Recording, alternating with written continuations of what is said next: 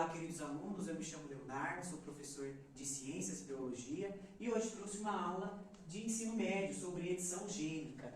Tá? Nós iremos ver nessa aula o histórico de como é editado os genes, as técnicas que são utilizadas para essa edição e a ética nesses estudos. Tá? A gente vai começar a falar um pouquinho desse histórico e vamos dizer essas duas celebridades para a genética, que é Charles Darwin, que fez a viagem no Beagle e fez o livro da origem das espécies, identificou questões evolutivas da evolução, e também sobre Gregor Mendel, que era um padre que descobriu aí a hereditariedade através de ervilhas. Então, eles começaram lá mais ou menos em 1860.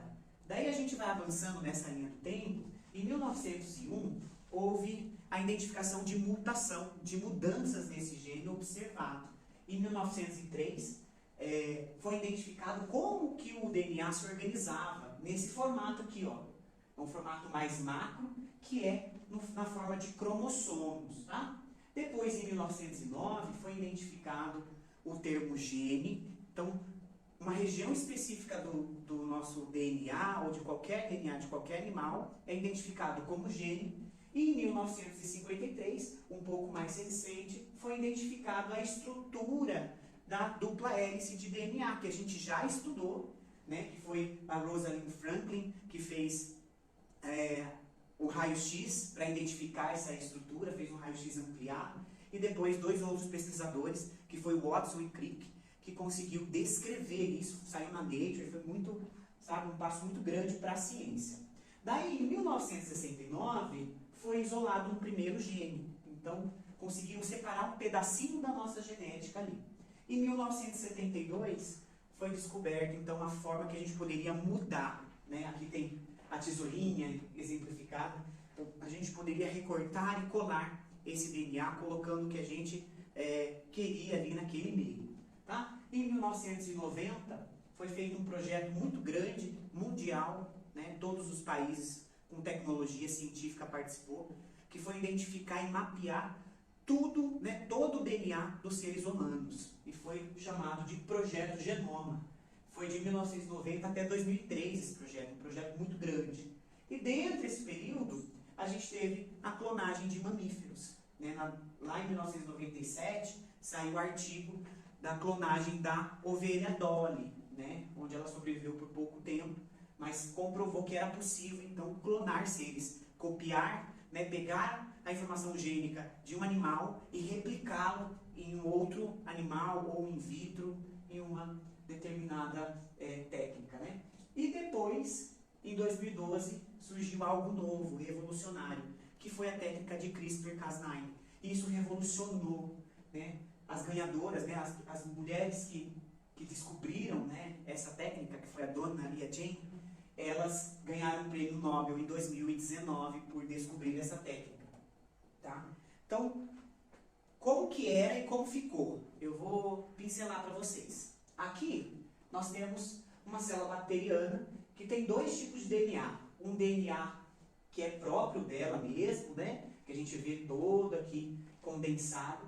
E temos um outro tipo de DNA, que são os plasmídeos, o DNA plasmidial, que são em formato assim de anel. A gente vai se ater a esse formato de anel, tá? Então a gente pegou aquele plasmídio que estava lá naquela bactéria e a gente identificou algumas partes do gene dele, tá vendo? E lá em 1970, eles deram um jeito de cortar, tá vendo? Que corta essa região, ó, essa parte aqui, ó, corta essa parte do DNA da bactéria e coloca o que quiser. Então eu vou colocar, por exemplo, o gene que sintetiza a insulina, pode. A lactase, pode. Então, eles mudavam esse DNA que é mais simples, que é em formato de anel. Só que então, em 2012, surgiu essa técnica mais avançada de edição, que consiste no CRISPR, que na verdade é uma sequência curta de DNA, juntamente com uma proteína que chama Cas9. Tá vendo? A Cas9 é toda essa aqui, ó. Certo? E o que acontece? A Cas9, ela recebe um RNA guia. terapia, ou seja, ela vai receber uma fita que vai identificar uma área específica dentro do nosso gene. Então, se eu quero identificar, que nem eu dei o exemplo da insulina, eu posso identificar certinho a região do meu DNA que sintetiza a insulina. Então, eu coloco junto com a Cas9, né, o meu RNA, e ela identifica lá e faz um corte preciso onde eu quero. Então, corta, fica aberto. Nisso que fica aberto, eu posso colocar qualquer sequência ali que eu desejar, tá ok? Só que temos uma problemática. Quando a gente fala em experimentação em seres humanos, a gente tem que falar de questões bioéticas, né? Para a gente fazer experimentação em animais hoje, precisa também. Então, né, muitas pessoas apoiam para a terapia gênica, só que desaprovam quando falam de hereditariedade.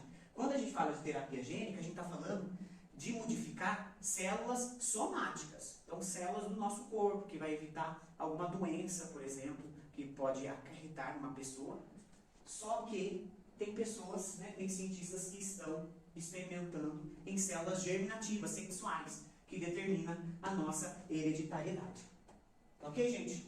Eu deixo para vocês uma atividade, assistir o filme Gattaca e fazer uma resenha crítica sobre os principais pontos das mudanças genéticas nos seres humanos. Eu agradeço, né, e até a próxima aula.